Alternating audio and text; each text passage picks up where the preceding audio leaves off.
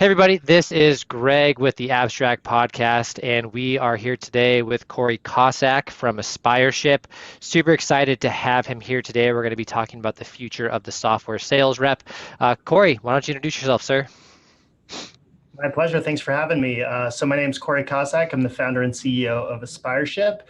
We call ourselves a learning and talent platform for the SaaS industry, focused especially on helping people from other industries and job types transition into SaaS or technology sale. Awesome. And that is the way the world is going. So I'm sure you guys have been very busy over the past year with a bunch of people looking to get into software sales. I'm sure that the past year has seen tremendous growth at Aspireship. So we'll dive into that a little bit later. But I want to kind of talk a little bit about your background first, kind of how we got here. So the genesis of Corey and Aspireship. So it seems like almost every day, at least once a week, people are asking me like, Greg, how'd you get into software sales? How do I get into software sales? And looking at your background on LinkedIn, I kind of have to ask you the same thing, Corey. You've had a successful exit with Fredericks. It seems like you've kind of been in the entrepreneurial world for a while. Why start training this new wave of software sales reps? Why Aspireship? How did we get here? Yeah, so it's a little bit different than you might think. When I went through my last series of acquisitions, so I started a company called Frederick back in 2014, and we went through a very interesting journey where literally in our first year in business, we were acquired by a later stage startup with a couple hundred people. We only had 5 employees at the time. And it was not planned at all. It was just something that was so opportunistic. I could not, say no to it, and became, deeply integrated into that company as a big part of their operations. And then a couple of years later, were acquired by MindBody, which at the time was a public company, 2,000 employees. And so in this very short period of time, call it a 3 to 4 year stretch, I went from inception of a SaaS startup to public company, 2,000 people. And all the while, my job, even after acquisition, was essentially to be CEO or GM, whatever you want to call it, of my business within the larger business. And what we saw consistently was two very important but related things, especially inside the larger public company. That number one, at the business level, it was very, very difficult to scale the sales team. And not just the sales team, there are other, frontline operations, customer success, things like that as well. But as you're in this hyper growth phase where every quarter the business has to keep growing, so does your sales team. And the functions and support around it. And so essentially what we saw was every time we would have a problem hitting our goals, it would tie back to, hey, we don't have enough people, or the people we do have are not working out, or they're not sticking around long enough for a variety of reasons. And so that was like this one issue, kind of off to the side, that was a very significant issue to the business that was already at a scale of doing hundreds of millions of dollars in revenue a year. On the other side, as an acquired founder, I had all of these, say young people. It's not all young people, but, people that were anywhere from 2 to 3 to even 10 years plus into their career started approaching me and telling me some kind of story around, I kind of fell into whatever line of work I'm in. And I feel blessed and fortunate to be here, especially at a great company and in the tech space and all that stuff. But all of a sudden, I'm realizing I'm not in the perfect spot for myself, whether I'm a customer support rep and I want to do sales, or I'm a sales rep and I want to do marketing, or I want to specialize further, or whatever it may be. And I feel like I've been typecast because of my resume. My resume says 3 years of whatever, let's call it customer support. So everyone says, oh, you're a support rep. Like there's a path in customer support. Here's what it is. Anything else is not available to you. It doesn't matter that you're 26 years old and right, like this is your life. And it's like, what sense does that make, right? And so Yep. I try to continually help a lot of these people, some of which were on, my teams and so on, that I thought were bright and ambitious. And I tried to make introductions and mentor and line up opportunities, and really hardly anything worked, even for internal transfers. And so I kept exploring that, and I looked and saw, wow, if there's this much pain inside a company like this around this topic and career progression development, imagine how much pain there is, down the street at the insurance agency or the mortgage brokerage or whatever it may be, right? Yep. And so the more I explored it, the more I saw there was this enormous appetite, even for existing salespeople, to pivot into the technology industry, only to get rejected either before an interview or during the interview process because they didn't have past experience in the very, very specific role, selling to those types of customers and so on. And so long story short, I put the two things together and I said, the reason that this is happening on both sides is that companies have over-indexed on past experience as the measure for whether or not somebody gets interviewed, let alone lands a job. And that is pervasive across our hiring system. It goes beyond sales, it goes beyond the tech world. But of course, tech sales, I know it very well. I know these types of companies very well, and there's tremendous demand. So it's the logical place for us to start, and that's why we started there with Aspireship. Nice. Very cool. It's interesting because I was a personal trainer before I got into tech sales, and it took me something like 30 different applications, and my first sales job actually took me 9 different interviews to actually get an offer letter because they were so concerned about my lack of software sales experience. And I know some of my best reps that I've ever hired had no software experience, but they came with the right personality, the right drive, the right hunger, the right kind of intrinsic curiosity to get into that world. And I bet you there's a lot of companies that miss out on some pretty amazing people by kind of pigeonholing people into what their resume says about them. So that's awesome that you guys are creating a world where people can maybe go beyond what their resume talks about and their past experience talks about. Anybody get, so let's start, let's focus on the software sales rep. So there's different career trajectories typically, Corey, that people get into when they go into software sales. They're thinking, I'm an SDR, maybe I want to get into an individual contributor, maybe I want to get into management one day, maybe I work my way up into a CRO.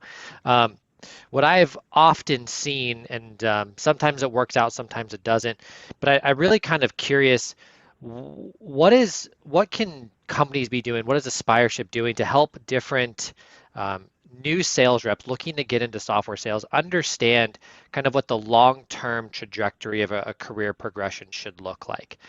Because you don't become an SDR just to be an SDR for the next 20 years, right? What are we doing as organizations or as Aspireship to kind of help people understand what that career trajectory could look like so they can start to see themselves 5, 10, 15 years down the road and not just kind of that short term, I want to be an SDR today? Yeah, that's a great question. So I think, currently we are doing some of this, but not nearly what we could be doing and will be doing long term on the topic. But I'll start kind of at the beginning. So one of the things that's unique about the way in which we're approaching it is the traditional way this is done, any type of reskilling, especially with employers on the other side, or something that's so specific like what we're doing with software sales. Typically, it's done in a boot camp format, where a certain group of people go through in a cohort and they learn together, and they're all gunning for the same thing. In like you mentioned, the SDR, and it's kind of a one size fits all approach, and you kind of go through the cohort and come out the other side. What we're doing instead is sales is very much a sink or swim kind of environment. Yep. Now, hopefully you have an organization that's investing in learning and development, that does the right things to support and nurture people, so that they can swim. But at the end of the day, if you're not willing to do the work, and you're not self-motivated, you're just not going to make it. And so what we designed instead was a platform where we just give it to you.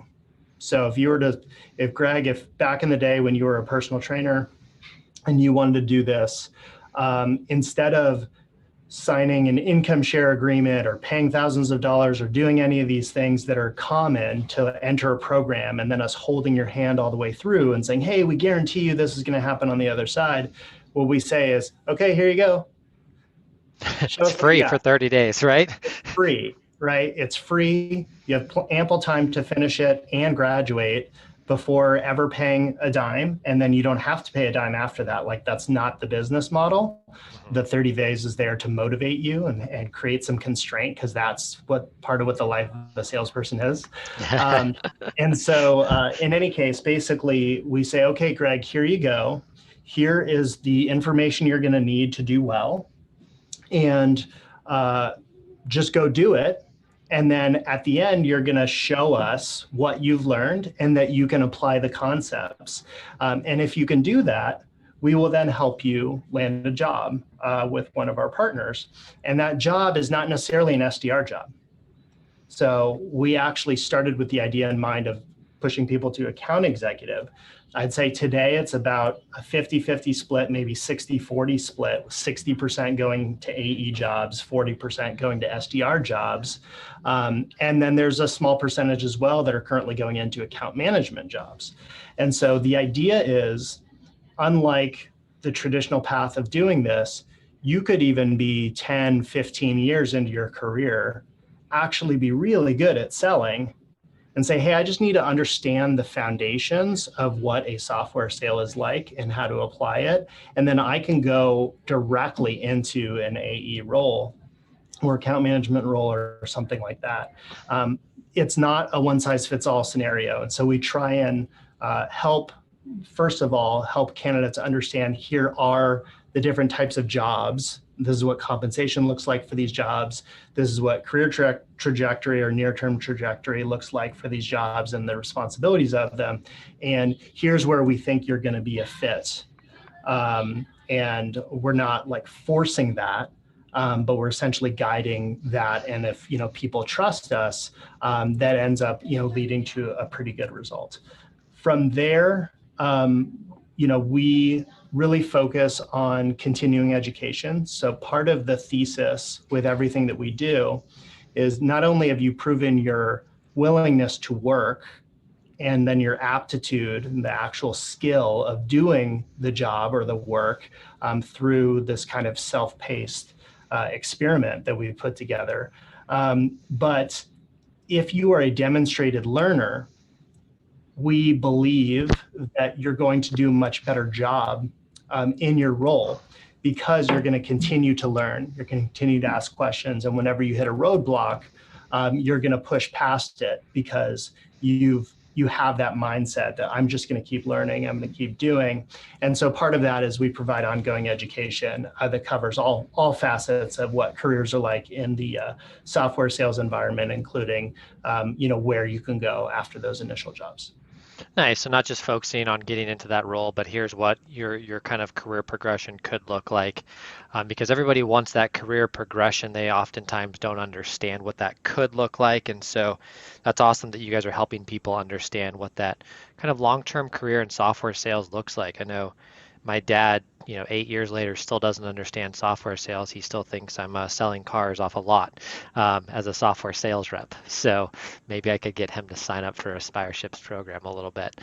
Um, so I think one of the things that I really would love to see change in software sales, and I don't know what the catalyst needs to be, Corey, but um, you know, at the end of the day, when companies miss their number, it's always the sales team's fault.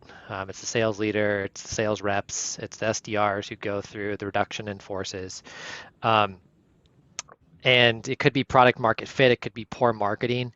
As you have your group of partners and organizations you're working with to kind of move these new graduates into roles, what is maybe some advice that you might give to a new rep who's going out and looking to start interviewing process? Like, how do we identify that the company has good product market fit? How do we identify if their marketing strategy is doing what is needed to support the revenue goals? Like, are you guys doing anything to help those candidates really make sure they're stepping into an organization where 3 months later, if they they don't hit their number, like they're going to be the first ones axed and right back into kind of that interview process. Yeah, so I think number one, specific to Aspireship, we like to think we only partner with good companies. So we've all kind of seen some of the red flag scenarios, right, around companies. So when we encounter it, we actually are in a fortunate position where we will say no to a lot of companies who want to partner with us. Nice. It doesn't mean they're terrible companies, that they're not going to be successful at all, but just not conducive to the kind of environment that we want to foster for graduates, coming out of Aspireship. So that's for us personally in terms of what we do as a company. Separately, for candidates, the best preparation really is number one, understanding what you actually want, like what's important to you, what you want out of this situation. And it's different for everyone. But I will tell you that having been through this with now, thousands of candidates, it's obvious that the average candidate does not know what they want. They don't know what they're actually looking for, why they're doing this. Yeah. And so that's why, we put out content I do on LinkedIn about how, look, making a massive career change is incredibly difficult. And whether you look at it this way or not, if you were in sales in a different industry and you're changing industries, but still in sales, it's still a career change. And it's looked that way. If you've never been in sales and you're doing sales, like it's a massive change. And so there is pain and sacrifice associated with this, no matter how well it goes. So if you're going to do it, you better understand why you're doing it. Right. And so maybe, hey, I think there's, better long-term career prospects here or better income potential, long-term. Or I just want to be part of innovation. I'm bored. It could be any of these things, right? But oftentimes people don't know. And so we encourage them, hey, you really need to understand why it is that you're doing this and then what you want in a company. And what you want in a company should not be, well, I want to work from home, or I want my commute to be short, or I want my base salary to be XYZ, or it's not really about that. It's more about what kind of environment do you want to be in? What type of team do you want to be a part of? What kind of leadership do you want around you? And what are you trying to do by doing this? So that's really the first step. And then there's additional steps, which are about evaluating the company. Yeah. So you evaluate the company against what your goals are in terms of where you want to be and why you want to be there. But in terms of the product market fit question, for example, usually the signs are there based on how they're selling. So if you have a pure outbound, and don't get me wrong, a lot of people, tons are doing outbound, so it's not about against outbound. But if you have a kind of boiler room kind of situation, where it's just like, yeah, we have 100 people in a basement in New York and they're just pounding the phones, hundreds of dials a day. And these one call closes and we're just going to get it and jam it through and all that stuff. Those are typically the businesses that have forced the growth to happen. You can identify some of this by asking other reps that are currently at the company what their experience has been like. You also can look and find people on LinkedIn who have worked there that don't anymore and look at what the tenure looks like. Yep. And see if you see patterns there, because these things have high turnover is it's rampant in this industry, and we can talk about that a whole bunch. But if a company is growing and they're hiring because they legitimately need more people because the people they have are succeeding, that's a good sign for product market fit. If it's just the revolving door, then it's a toss-up. Doesn't mean they don't, but it's a toss-up. And more of this that you find in terms of seeing how forceful the sales process is and stuff like that will give you clues about whether or not there's fit in the market. And that's before even looking at, like, are they on G2? How are people rating them? Like these kind of normal things that you could do as well. Yeah, absolutely. Yeah, it's when you look at, maybe they have 5 reps today, are those 5 reps all hitting their number? Are those 5 reps being promoted? Those might be things you can look at. On LinkedIn, even some of that might be publicly available to understand, like, oh, maybe they're just reaching a point where they have more demand than they can actually handle. So that's kind of prompting that growth to Yeah. bring on a new And sales rep. keep in mind as well, like that scenario is kind of like the nirvana, Yeah. right? So most of the time, it's not going to look like that, even if there's product market fit, even if it's solid. Um, the other thing too is it's so often we hear what we want to hear when we're pursuing an opportunity, when we're interviewing, when we're whatever. And so you just wait, you're just like, you're pretending like you're listening, but really you're not, you're missing most of it. And then you're waiting for some key phrases to lock onto and go, oh yeah, this is such a great opportunity. Like they raise funding or whatever, right?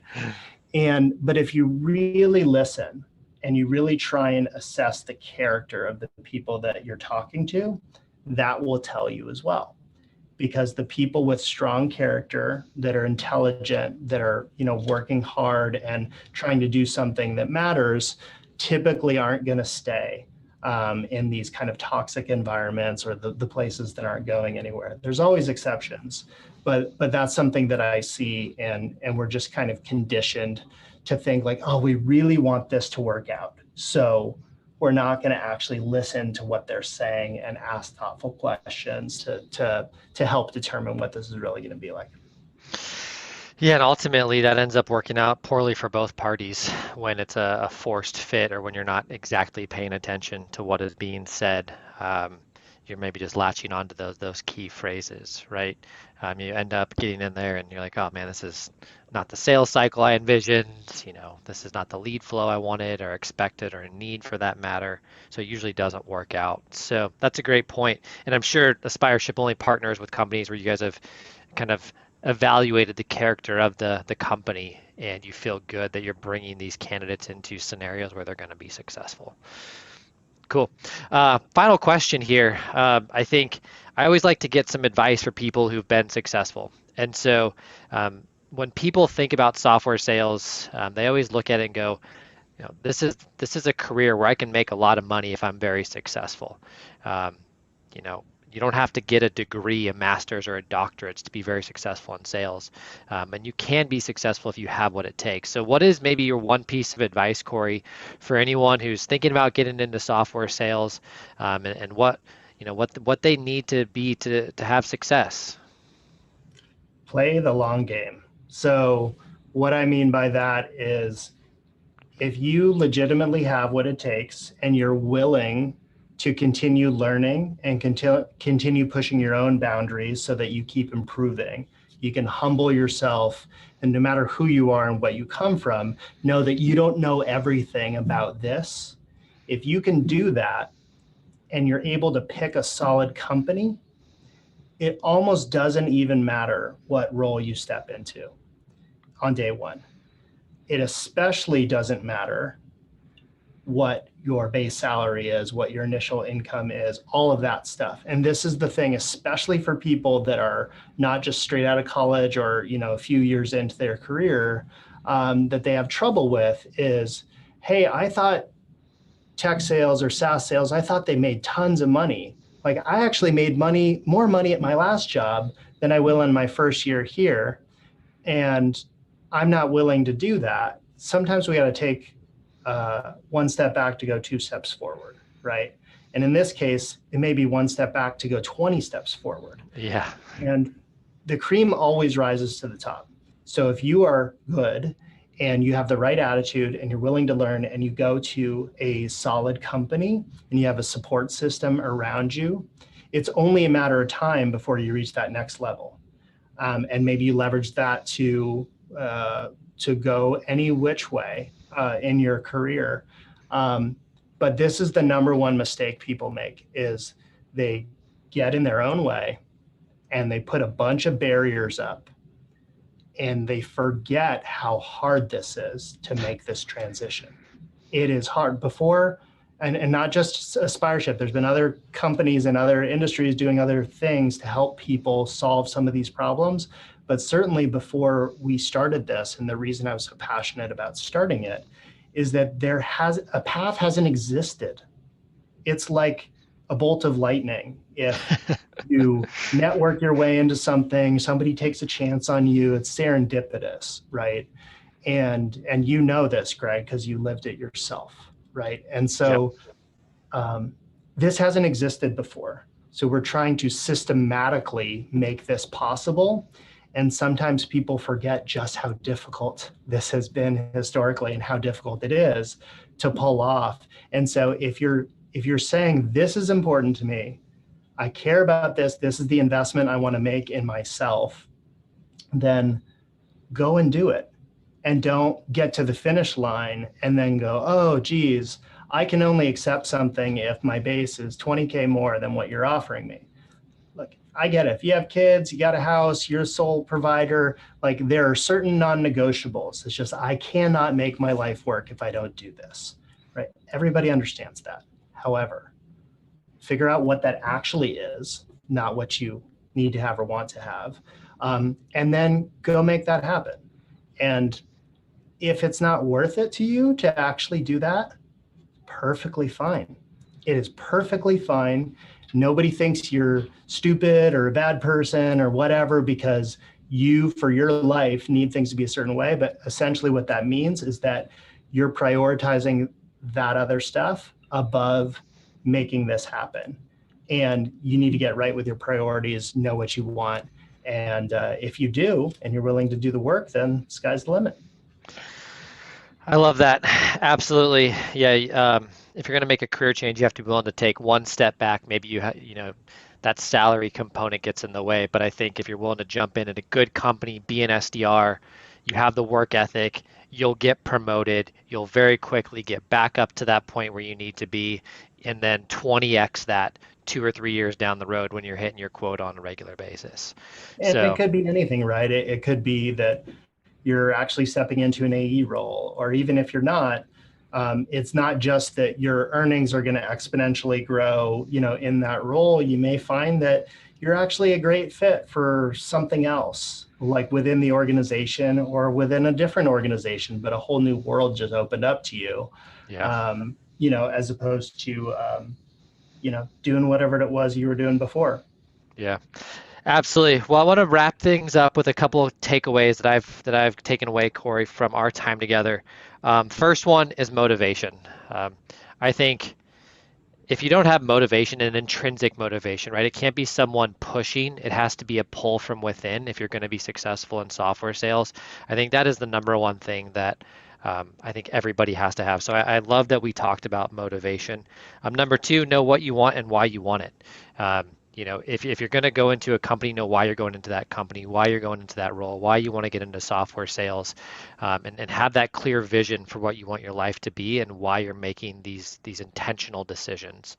So I think that's something that a lot of people forget about. They get attracted to maybe the coolness of software sales, and they're not really thinking about why they want to go in that world. So I love that we talked about that.